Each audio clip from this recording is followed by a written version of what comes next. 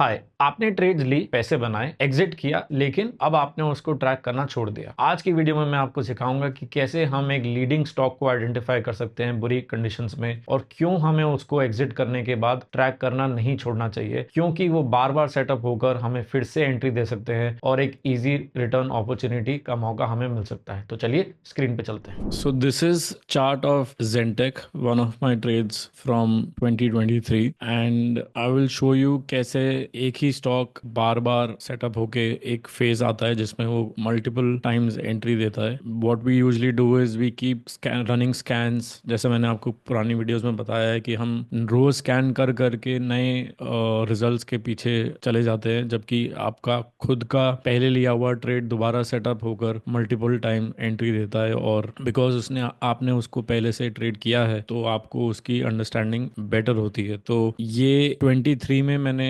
Setup trade किया था। उसका रीजन ये था कि फेब 23 में ये हमारा टिपिकल डीप डाइव सेटअप था जिसमें स्टॉक लास्ट 3-4 मंथ्स में 56% अप और सिर्फ 22% की करेक्शन देने के बाद reclaimed 20 MA। It started correcting, या अगर मैं इसको ऐसे दिखाऊं कि स्टॉक ऊपर गया फिर नीचे आया, करेक्शन आई 22% की, and then it reclaimed 20 and you can see now it's above 20 MA। और अगर मैं इस टूल से दिखाऊं, it has crossed the mid point of the whole correction, which means it has absorbed, it has now started again showing some buying power, which is why you can see that जैसे ही higher लोज बना रहा है stock, multiple big green days आने लग गए हैं stock में। उसके बाद जो मेन रीजन था इसको इस पे ज्यादा ट्रैक करने का, वो सेम टाइम पर मार्केट, ये ऊपर मार्केट का निफ्टी मिड कैप इंडेक्स का चार्ट है और ये नीचे जेंटेक का, आप देख सकते हैं कि मार्केट क्रैश कर रही है, अपने 20 SMA के नीचे है, बट सेम पीरियड में जेंटेक ऊपर चल रहा था। इस पूरे क्रैश में लास्ट फ्यू डेज में जेंटेक ने 20 SMA रिक्लेम भी कर लिया है, और अभी यहाँ पर वो अभी भी नीचे ही है, और मार्केट ओवरऑल 20 SMA से नीचे ही चल रही है। और फिर बाकी जब मैंने और स्टॉक्स देखे इसी ग्रुप में, उन सब में रिलेटिव स्ट्रेंथ थी। अपोलो काफी टाइम से आउट परफॉर्म कर रहा था मार्केट को, ये स्टॉक भी आप देख सकते हैं पहले से आउट परफॉर्म कर रहा था। तो एक ग्रुप में स्ट्रेंथ थी। और इस पर्टिकुलर नेम को सिलेक्ट करने के जो तीसरा रीजन था, हिस्टोरिकली इस स्टॉक में काफी फास्ट मूव्स आती थी। 21 में इसने 15 दिन में 180% की मूव दी थी। तो इससे ये क्लियर है कि it always had the potential to move very very fast. So अगर, जैसे मैंने कई बार बताया, मैं कैश के स्टॉक्स ट्रेड करता हूँ क्योंकि उनमें पोटेंशियल फास्ट मूव्स आते हैं। बड़े स्टॉक से लाइक बड़ी लार्ज कैप से कई ज्यादा एक्सप्लोसिव मूव्स मिल सकती हैं अगर आप उनको ढंग से ट्रेड करें। तो ये स्टॉक फास्ट मूविंग है, ग्रुप में अभी स्ट्रेंथ है, मार्केट क्रैश कर रही है, लेकिन जेंटेक ऑलरेडी ऊपर लास्ट फ्यू डेज में ऊपर चल रहा है। तो इस पूरे फेज में नेक्स्ट डे एंट्री टेक्निक हमने सीखी है पुरानी वीडियोस में, स्ट्रॉन्ग स्टार्ट, वो एंट्री यहाँ मिली और फिर स्ट्रेट मूव, काफी दिन तक स्टॉक ऊपर गया। और पुरानी वीडियोस में मैंने स्पेशली शुरू के पार्ट में जब स्विंग ट्रेडिंग मैंने एक्सप्लेन करी थी, स्विंग ट्रेडिंग क्या होती है, उसमें मैंने आपको बताया था कि इंडियन कॉन्टेक्स्ट में एक स्विंग में मैक्सिमम ऑन एन एवरेज 50-55-60% तक की मूव्स मिलती है। उसके बाद स्टॉक्स दोबारा से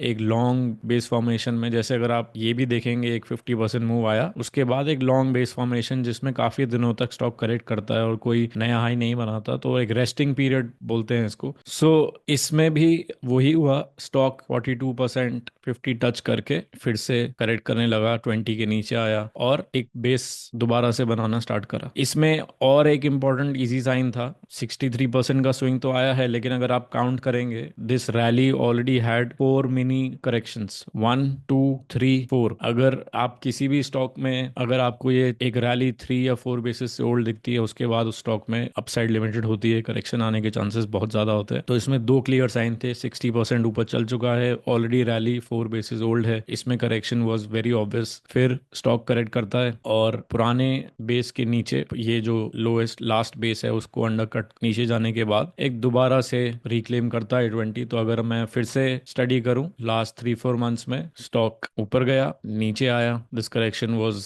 very controlled under 20%, and then it reclaims 20 again. फिर से वही चीज आपको, स्ट्रॉन्ग स्टार्ट, यहाँ इस पे इसने फिर से strong start the same stock ने, उसके बाद फिर से इस स्टॉक ने अपनी अपवर्ड जर्नी स्टार्ट करी, फिर से एक 50% 60% का स्विंग देने के बाद, now you can see it's with in 16 days it has touched the range, the upside, and this is where you start selling aggressively and not get greedy कि ये तो चलता ही रहेगा नॉन स्टॉप, कोई स्टॉक नॉन स्टॉप ऊपर नहीं जाता। 50-60% करने के बाद फिर से एक बेस फॉर्मेशन स्टार्ट होती है। इस बार again it has started correcting, undercuts 20 and then immediately reclaims. फिर से सेम साइकिल स्टार्ट होती है and then it gives you a strong start again at this point. और अगर आप अगेन देखेंगे ये करेक्शन भी काफी कंट्रोल थी, जस्ट 15% करेक्शन। तो same stock third time first rally corrects, then rallies again corrects and then this time the move was the fastest, 54% in only 3 days। अब तक की पूरी जो 3 रैलीज आई हैं, 1,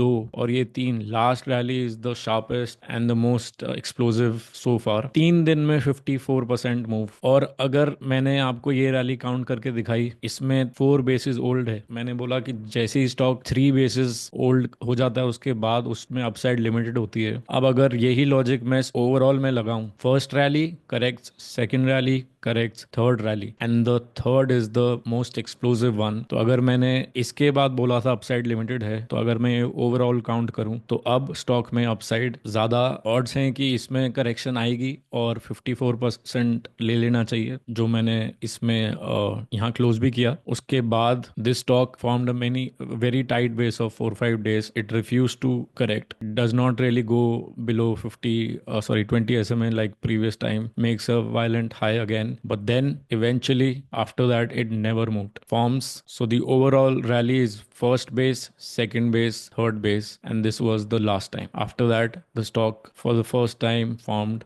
a base of many days. You can see this is the longest base after this whole rally. This is so far 103 days, no new highs. अब तक जितने भी बेस बने थे वो सिर्फ 20-25 दिन लंबे थे। For the first time stock is finally taking a much longer rest because technically it has done 3 bases old rally। जैसे यहाँ करेक्ट हुआ था 3 bases बनाने के बाद, स्टॉक फिर से ओवरऑल 3 bases बनाने के बाद फिर से करेक्ट हो रहा है। It needs a much longer rest and this after this long period of rest resumed the journey again, and you can study the later on period that how it kept offering entry again and again. So this overall rally from Feb 23 to August 23, this is about 3x move, 3.7x move, and in between that there were multiple entry points where strong start was offered। and इसको लेने का reason easy इसलिए था कि markets were correcting and this stock was outperforming, especially जब market correct कर रही थी। और जैसे ही market ने correct करना बंद किया, at this point market stopped correcting and started making new highs। You can see Zentek was already in this phase, Zentek outperformed the market, and as soon as Zentek completed its rest with the backing of the whole market, Zentek continued to outperform। तो एक ही stock में बार बार अगर आपने एक leading stock specially corrections के time पे पकड़ा है और उसमें मैसिव वॉल्यूम्स आ रहे हैं, आप देखिए मूव जो स्टार्ट हुई थी तो इसमें volume 6 million, 5 million, 6 million। Every green day is much thicker than the red day, which means every time it goes up on very strong volume। so अगर आप एक करेक्शन में एक लीडिंग स्टॉक को पकड़ रहे हैं, उसको एक ट्रेड लेने के बाद भूलने की गलती नहीं करनी चाहिए, क्योंकि वो दोबारा सेटअप होता है और दोबारा एंट्री दे सकता है। और आपने उसको पहले ट्रेड किया हुआ है तो आपको पता है कि ये फर्स्ट बेस है, उसके बाद एक सेकंड बेस भी आएगा, और जैसे ही वो थर्ड बेस ओल्ड होगा तो you know that now the time has come that this stock will not really do anything for much longer time, and then you need to move on to a new stock। so this is what I wanted to teach you, and the learning that you can take away from this video is keep an eye on stocks that you have already traded, and अगर वो दोबारा setup हो रहे हैं, go and trade them instead of going for a new stock, especially when they are young and they're not 3 or 4 bases old। Thank you।